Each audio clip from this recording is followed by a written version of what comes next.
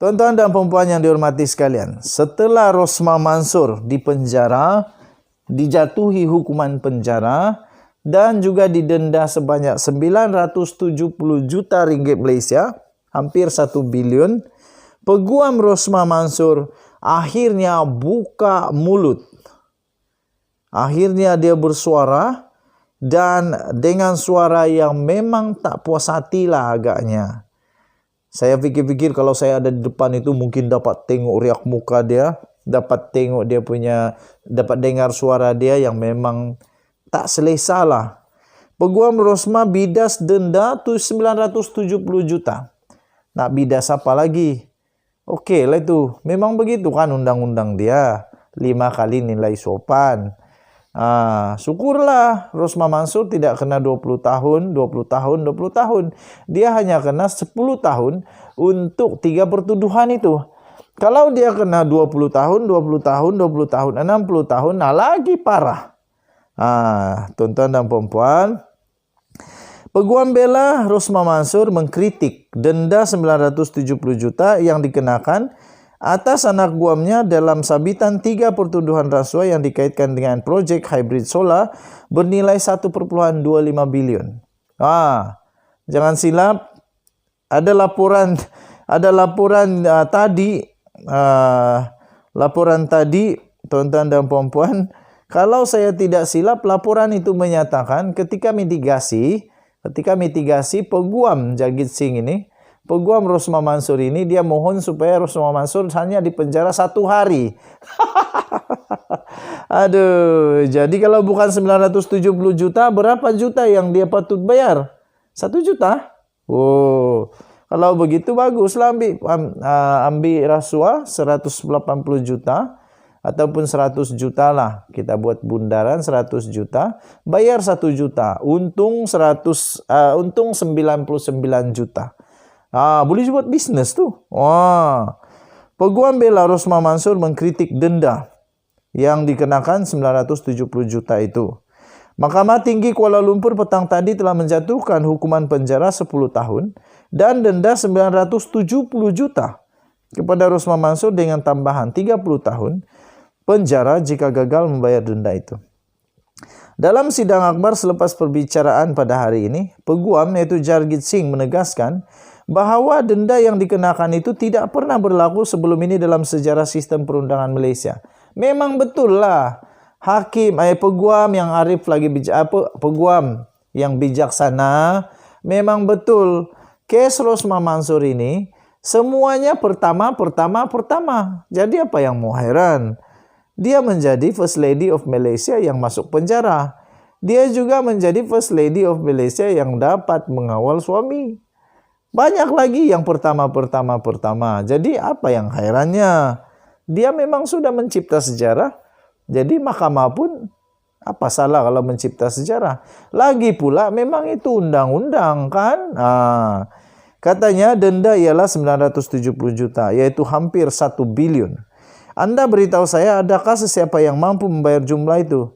Saya sendiri tidak mampu. Memanglah kamu peguam saja, mana ada duit 970 juta. Tapi belum tentu Rosmah Mansur ada duit itu atau tiada. Mungkin dia ada. Okey. Katanya sekarang anak guam kami perlu mendapatkan hampir 1 bilion. Sesal dahulu pendapatan, sesal kemudian tiada berguna. Dulu waktu terima rasuah, pernahkah fikir benda ni? Kalau tidak pernah fikir, memang itulah yang jadi. Kalau dipikir, jangan buat. Sekarang anak guam kami perlu mencari hampir 1 bilion katanya. Dan dia tidak mempunyai sumber pendapatan. Katanya kepada pemberita di lobi kompleks Mahkamah Kuala Lumpur.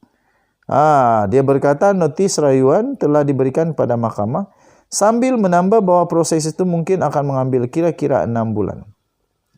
Jagit juga kesal dengan keputusan mahkamah yang menolak permohonan mereka untuk menyingkirkan hakim perbicaraan Muhammad Zaini daripada kes itu. Katanya anak guam kami boleh pulang ke rumah dan bersama keluarganya malam ini. Kami akan memfailkan rayuan dalam masa yang ditetapkan paling awal bagi keseluruhan penghakiman ketiga-tiga kes itu. Tambahnya akan ada juga notis rayuan ke atas permohonan untuk menyingkirkan hakim perbicaraan Muhammad Zaini Majlan yang ditolak. Yang sepatutnya kita dibenarkan merayu, tetapi tidak mengapa kerana kita semua melakukan kesilapan dalam hidup, katanya. 2 hari lalu, Rosmah memfailkan permohonan itu saat-saat akhir dengan memberikan alasan berkaitan dakwaan kebocoran penghakiman mahkamah yang mendapati dia bersalah dengan 3 pertuduhan rasuah itu.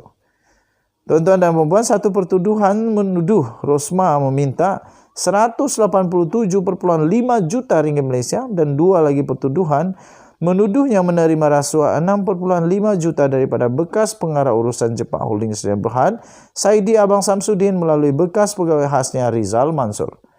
Kesalahan itu didakwa dilakukan sebagai dorongan untuk membantu syarikat berkenaan mendapatkan projek bersepadu, sistem suria fotovoltaik hybrid dan penyelenggaraan dan operasi genset diesel untuk 369 sekolah luar bandar Sarawak. Zaini pada hari ini mensabitkan Rosmah atas ketiga-tiga pertuduhan rasuah dan menjatuhkan hukuman penjara 10 tahun dan denda 970 juta sebagai ganti penjara tambahan 30 tahun. Dengan hukuman penjara bermula dari tarikh hukuman hari ini. Okey.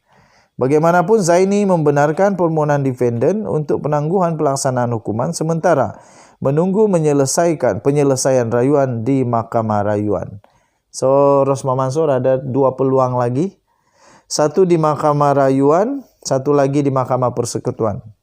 Tapi persoalan seterusnya ialah macam mana Rosmah Mansur mau cari duit untuk membayar peguam-peguam dia untuk dibawa di dalam Mahkamah Rayuan di Mahkamah Persekutuan. Dan yang paling